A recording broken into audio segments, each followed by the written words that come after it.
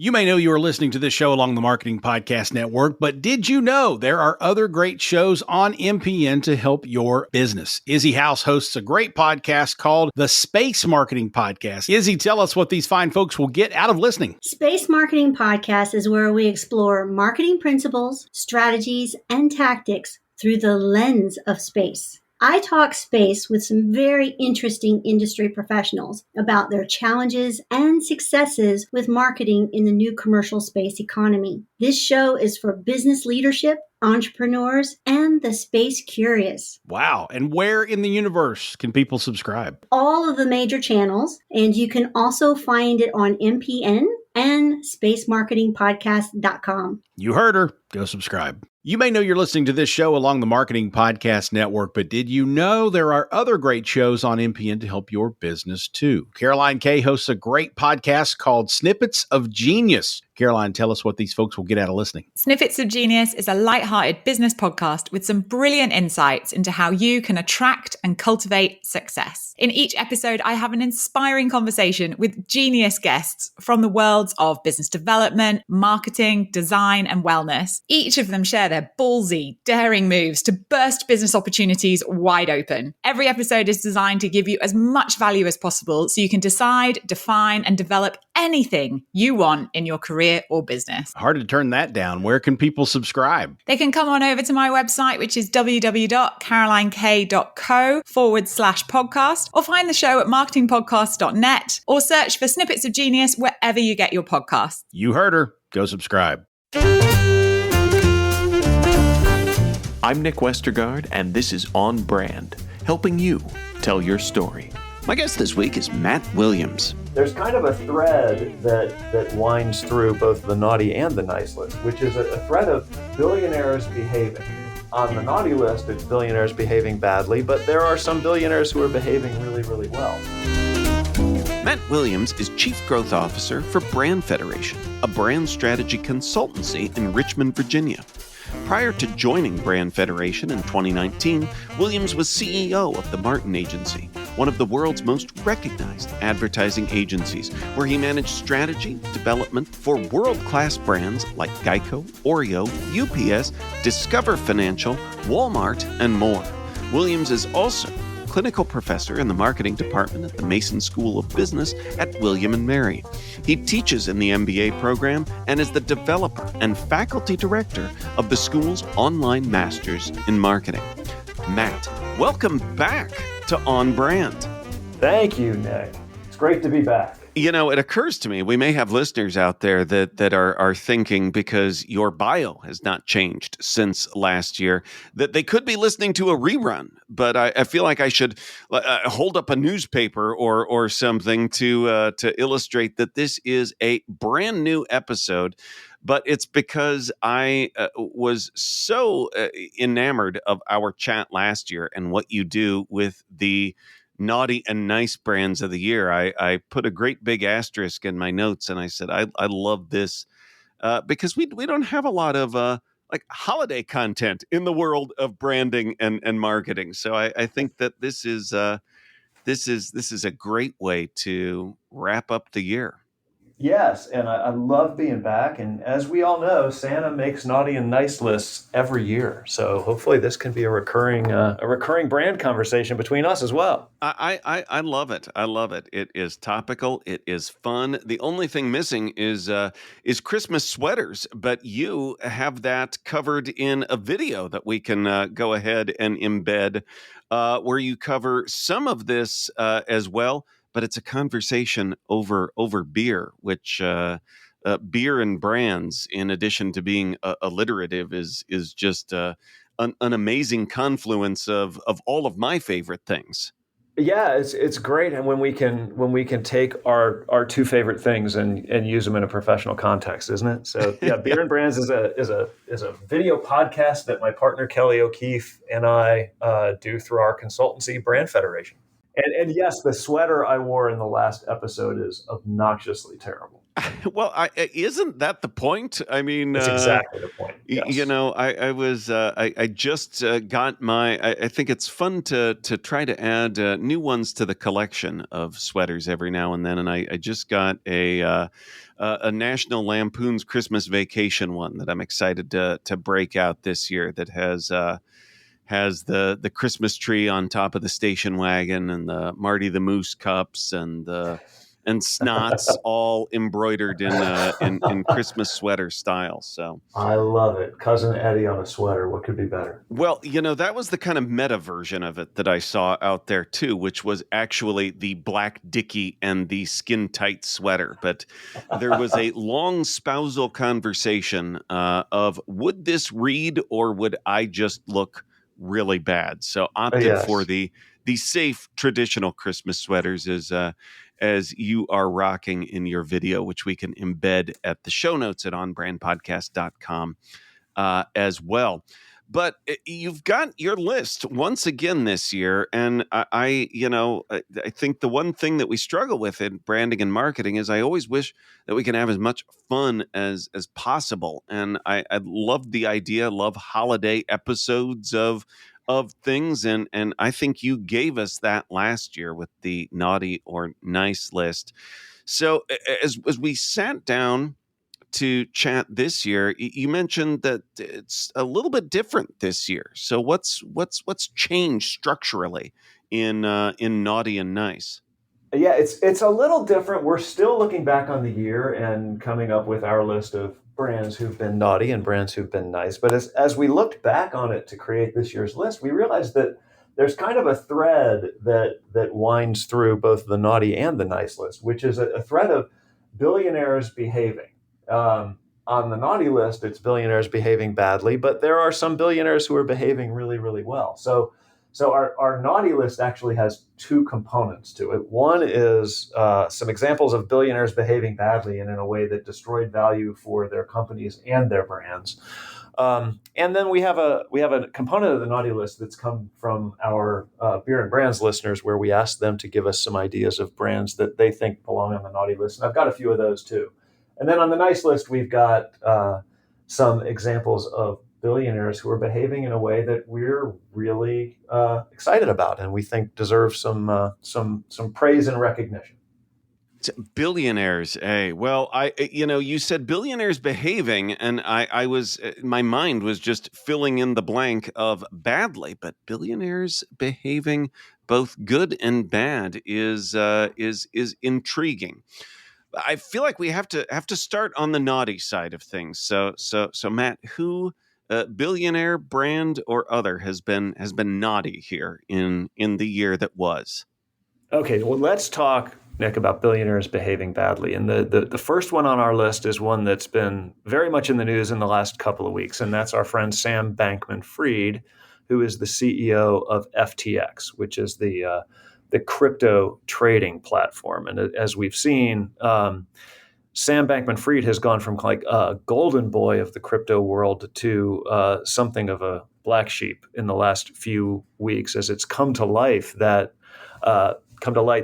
he has managed his company in a way that had an uncomfortable and perhaps criminal connection between his trading platform and his own investment arm, which was a group called Alameda Capital. And what happened there was one of his competitors in the crypto space in China called that uncomfortable connection out over Twitter and told the world of Twitter that he was going to be pulling all his money out, which then created a run on the bank that brought down Sam Bankman-Fried's FTX. So we've seen all that in the news. What's interesting to us about it is not just the effect that this bad behavior had on FTX, Nick. It's the knock-on effect that it could have and has had on the brand of cryptocurrency in general, right? So cryptocurrency, Bitcoin, it was all supposed to be the next iteration of currency that was impossible to fake, and it was all backed by the blockchain and this new technology. And what we're finding is that it may not be as impervious to fraud as we thought it was. And not only has it brought down FTX, if you look at the trading value of Bitcoin, it's fallen from its height of 70 something thousand for a Bitcoin to something around 16 or 17. So it's destroyed massive amounts of value, not just for FTX, but for Bitcoin in general. Yeah, it's really like kind of as you said that, I was thinking the same thing. It's like the layers of impact, because there's both that level, but then on the bigger brand of crypto too, which I feel like it seems like people were ready for something to. People were waiting for kind of like vultures circling, almost ready for something big to grab onto with crypto, and I feel like this gave the vultures some food, and with reason there. Yeah, I think that's right. And it's one of the things that's a consistent theme through the billionaires behaving badly list, which is that, these people have so much power and so much influence that when they behave badly, the immediate effect of it is to destroy brands and destroy value of the companies that they might have founded or that they own. But they all have ripple effects that go throughout the world beyond the brands that they own. So, Sam Bankman-Fried had a massive ripple effect on the brand of crypto.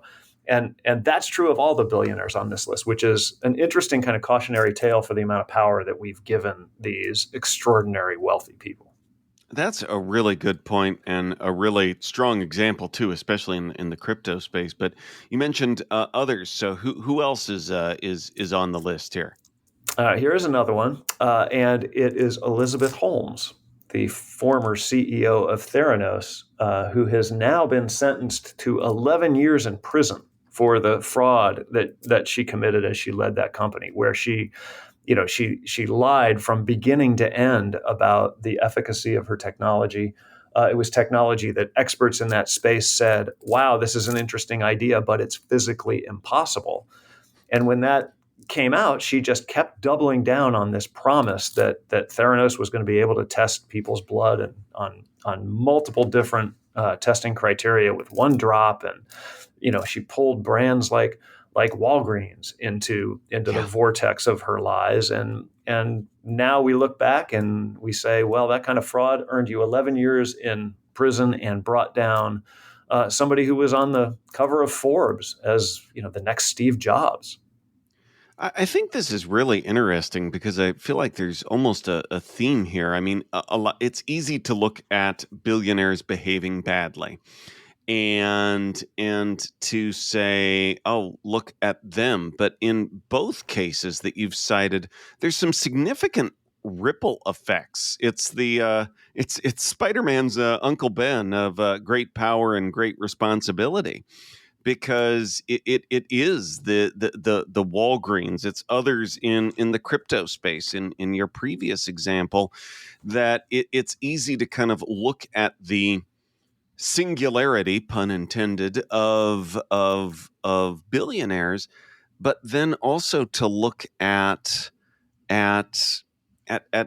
the ripple effects, at the connectivity that they have to other brands, to other individuals that they are impacting. Yeah, I mean, think about it like collateral damage almost, right? So there are brands that were associated with Theranos that end up with, with mud on them when this thing falls apart. But I also think it's put some of the lie to this idea of fake it till you make it, which has been the ethic that fueled Silicon Valley for so long.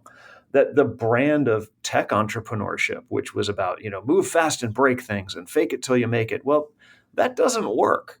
And to the extent that brands are built on behavior, and we believe 100% that brands are built on behavior. When your behavior is rooted in a lie, you can't fake that, and you're not going to make it. It's going to come to light, and it's going to bring you down. And it's exactly what happened with Elizabeth Holmes and Theranos. And if I were a tech entrepreneur in Silicon Valley who was trying to fake it till I made it, I'd be very, very worried. Yeah. Yeah. I mean, it's really kind of calling to the carpet a lot of these, kind of fast and dirty sayings and ways of being of kind of the the hustle culture of the startup world. I feel like that's a bubble that maybe has burst a bit as we look at some of the wreckage here. Yeah, I mean, there's a kind of an inexorable truth about brands, and that they're built on behavior, and you better have some substance. You better have something real behind all this talk, because if there's nothing real there, people are going to figure it out, and when they figure it out, you're in deep, deep trouble. And that's what happened to Ms. Holmes. They figured it out, and now she's in orange. She's not wearing the black turtleneck anymore. Now she's wearing an orange jumpsuit. Ooh, that was. That was an icy way to say it, but it's true. It's true. Absolutely. On Brand will be right back after this.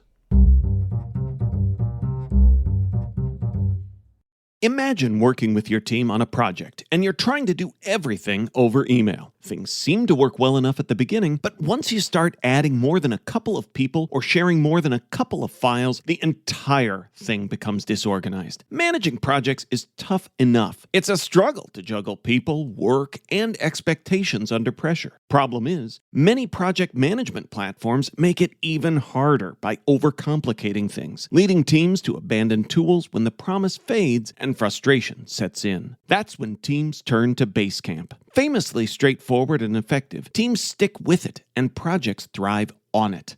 Teams that use Basecamp send less emails and have fewer meetings. If you are struggling with projects, sign up for Basecamp. Their pricing is simple and they give you all their features in a single plan. No upsells, no upgrades. Go to basecamp.com/onbrand and try Basecamp for free. No credit card required and cancel anytime. Thank you, Basecamp, for sponsoring this episode. You may know you're listening to this show along the Marketing Podcast Network, but did you know there are other great shows on MPN to help your business? Christopher Hines hosts a great podcast called Founder Success Methods. Chris, tell us what these fine folks will get out of listening. You'll learn how to really grow your startup and get the basic strategies to build a successful company. We show you all the details and all the strategies that you just can't find on Google, YouTube, or even other podcasts. Ooh, we're going to be lined up for this one. Where can people subscribe? You can search for the podcast Founder Success Methods wherever you listen to podcasts, or find me on Twitter at Chris Podcasting. Or go to marketingpodcasts.net. Now, back to the show. So, who else do we have on? Who or what in terms of brands has been naughty here in the year that was, billionaire or otherwise? Well, we've got one more billionaire on the list, and I think, Nick, you would agree that no naughty list of billionaire behavior would be complete without our friend Elon Musk, the chief twit at Twitter. And he probably gets a boulder-sized lump of coal. Right. So here's the world's richest man he's basically lighting on fire $45 billion of value. And we're just watching it burn in slow motion. And it's just awful to watch what he's doing here. And there's a way to put some of these numbers in perspective, right? So for $45 billion, right, you could buy just about every home in both Cleveland, Ohio, and Detroit, Michigan. So think about that for a minute. Yeah. Right? For the amount of money that Elon Musk has at his disposal and is using to tear Twitter to pieces, the man could have bought Cleveland and Detroit. That's how much power we're giving these people. It's unbelievable. Yeah, I mean, and again, I love the boulder-sized lump of coal and your imagery of just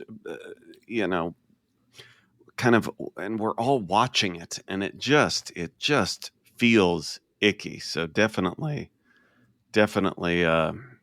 something naughty there as we look at both kind of the tail end of this year, and I feel like that's going to be hard to dictate your list and where that might go, but I have trouble imagining that might not be something that we're looking at in the brands of 2023 as well. Yeah, we're going to follow this one pretty closely because I think this story is not over yet, and it just keeps getting weirder and worse as the days and weeks go on. Yeah. Anybody else that we need to cover on the naughty list? Yeah, so let's talk about brands on the naughty list. So we've got billionaires behaving badly. They end up on the naughty list for all the reasons we've talked about. But there are also some brands out here who are doing some stuff that's not great. And one that comes to mind is Keurig and Dr. Pepper. So you may have seen that they have put out an agency RFP for a PR agency.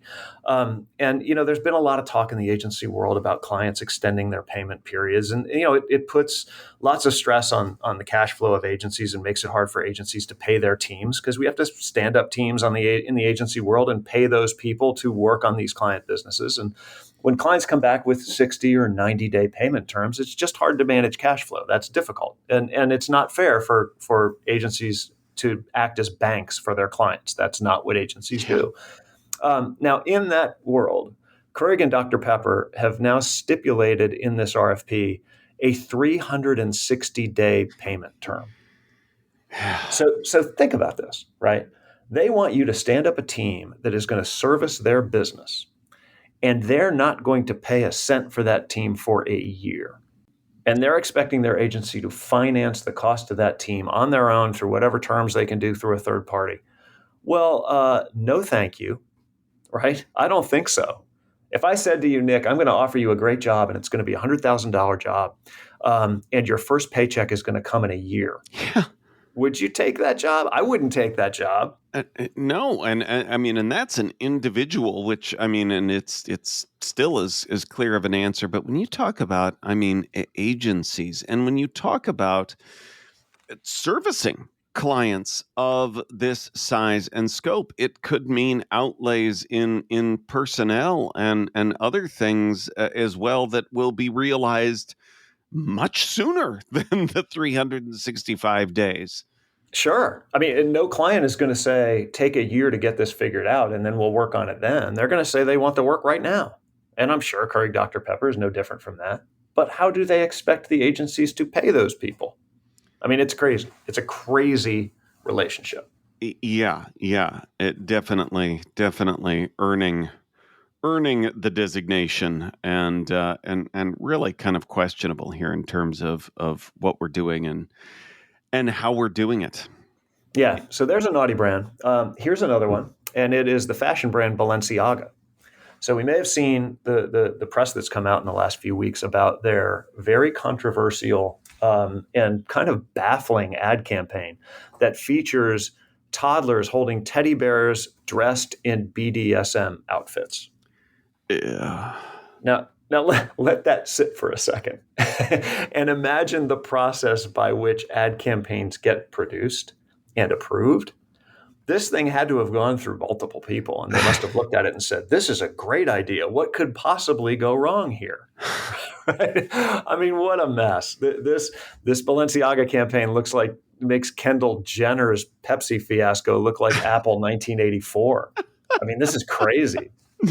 You just told the most layered advertising in-joke ever, and your listeners know exactly what I'm talking about. I was going to say, and I am totally here for it.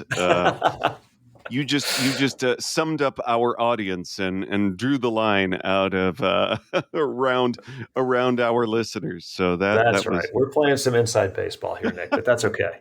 Okay. That's just like, and again, that age-old question. We love to, when we do things like make lists, look at things and say, what in the heck? But you raised such a good point. Rare is the occasion when any of this happens in a vacuum. Right. And this went through meetings and was talked about. And, I think it says something both about the business, but also about, workplace culture and dynamics. Because, there's someone sitting there that was thinking, I don't know, but for whatever reason, aren't empowered or are afraid to say something, and that's its own problem too. No doubt about it. It's exactly right. It's so interesting to think about. And those of us who've been in this business for a long time can put ourselves in the position of how, something might make its way through a meeting And we might have a problem with that and feel uncomfortable speaking up about it, just the way you talked about. But man, to not speak up about this, I mean, that's a massive cultural issue. And you're right. There were multiple people involved in this. There were photographers and modeling agents and creative directors and agencies and marketing execs. I mean, the fact that somebody didn't say, maybe this isn't a great idea is amazing. Yeah. Yeah. All right. Well, on that note, give us some good news. Who's been nice? Okay, let's go back to our billionaires, because they're not all behaving badly, to their credit, right? Some of these people are behaving in a way that uses the power that we've invested billionaires with, for better or worse, to do things that build value in their brands, that speak to their motivations, and that are really admirable. And one is the founder of Patagonia, who is a gentleman named Yvon Chouinard. And we may remember that Patagonia has been one of the leading outdoor brands for forever. And they've always done things and behaved in a way that was really a clear indication of the things they care about, right? And they care about preserving the planet, and they care about preserving natural spaces, and they care about being responsible and sustainable in the way that we use the resources of the world. And he has gone to such lengths this year that he has put his company where his mouth is, by basically donating it to fight climate change. And this is somebody who said, I am going to take my company and restructure it in a way that the assets of my company will all be directed from this moment on to fighting the existential threat of climate change. When you talk about somebody who's using the power of a brand and the power of their billionaire status to do something good and admirable and reflective of the ethic of that brand, I'm hard pressed to think of anybody who's done it this way before. Well, and what I think is important to point out too, you and I both teach Patagonia is the textbook example of so much. And I think what's important to note, though, is that they keep kind of plussing this activity year on year. There is no resting on the laurels. I looked, referenced the list from last year. Patagonia was on your nice list last year. Yeah, and not just because not because Matt Williams is lazy at looking up people for the list. It's because there was something that they did last year. And it's kind of mind-blowing in looking at them.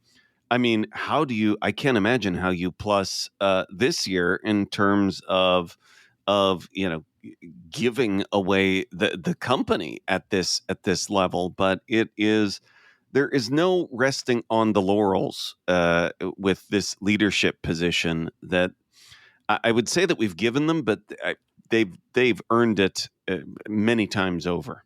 I completely agree. And you're right. We did have it on the list last year because they keep doing things that great brands do, which is behaving in a way that says to the world, this is what we care about, and we're willing to put our money where our mouth is. And so they've done it in a regular way over years. And this year they've done it to an extent that is just hard to fathom. Giving the company away to fight climate change is an amazing gesture. So they deserve to be two-time nice brands. And a big takeaway there too is just that it's the work isn't done. It's not some sort of binary state of we did this and then there we are, and Patagonia is proof of that. Year after year, decade after decade, continuing. So it's not a place that you reach, or to use their terminology, a sort of summit that you get to. They just keep climbing. Exactly. That's right. This is a brand that's built on purpose, and they keep delivering it. So who else is nice?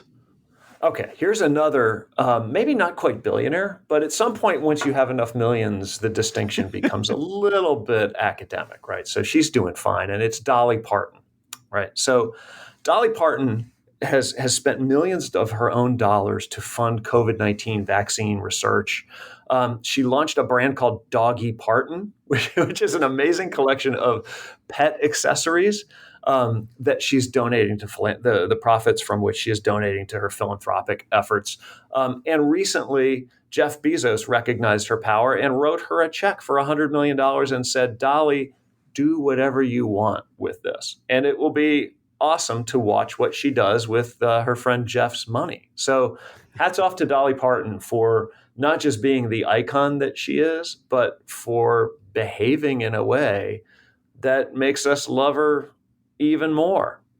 Such a powerful and again fits, kind of is somewhere between, like you said, if not a billionaire, but I also think as we talk about brands being naughty and nice, but the epitome of a personal brand and an authentic personal brand too. So it's absolutely right.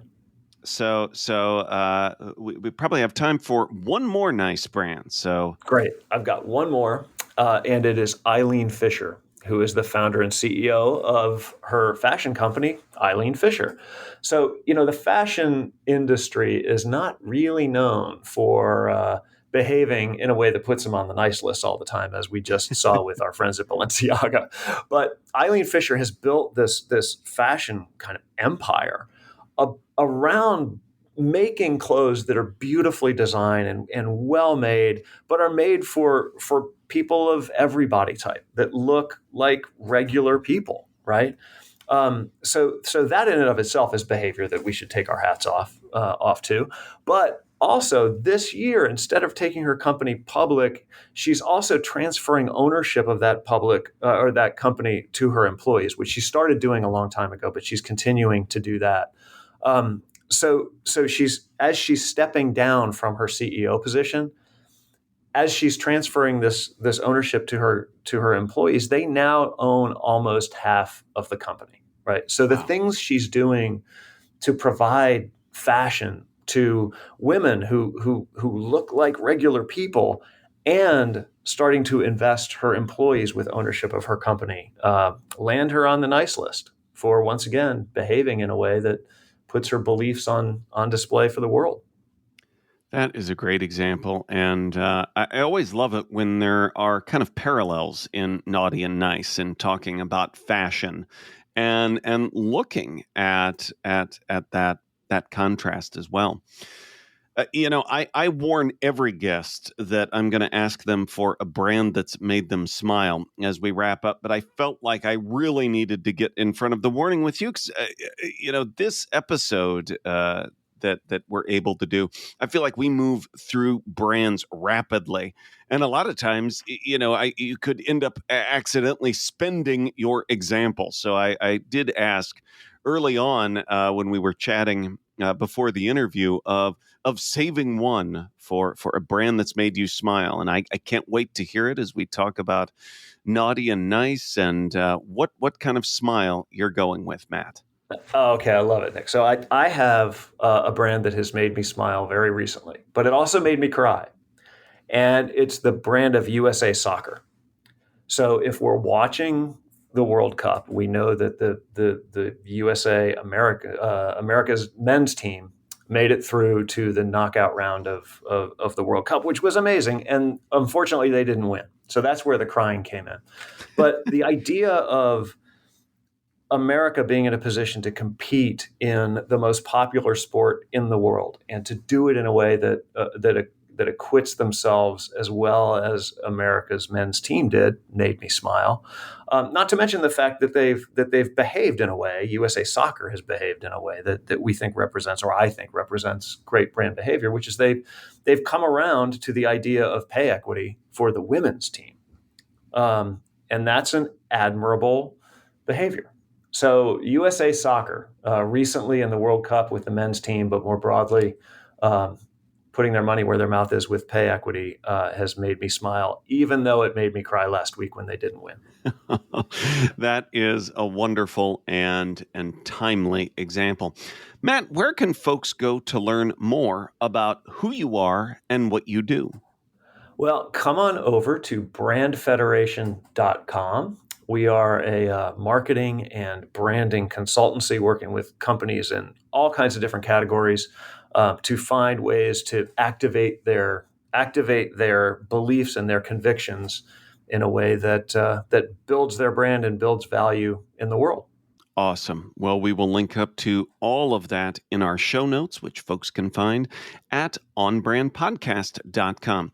Matt Williams, thank you for being back on brand with us for your naughty and nice rundown of 2022 once again. Thank you, Nick. It's always great to be here, and I hope Santa brings you lots and lots of great gifts and no lumps of coal. Well, if, he's got a list for him if he doesn't. You're on the nice list, I'm sure. Thanks. On Brand is part of the Marketing Podcast Network. If you like what you're hearing, if we've made you smile, you can always listen free on Spotify, Apple Podcasts, or whatever your favorite platform may be. And please take a moment and rate and review the podcast to help others find the show. Until next week, I'm Nick Westergaard, and I'll see you on the internet.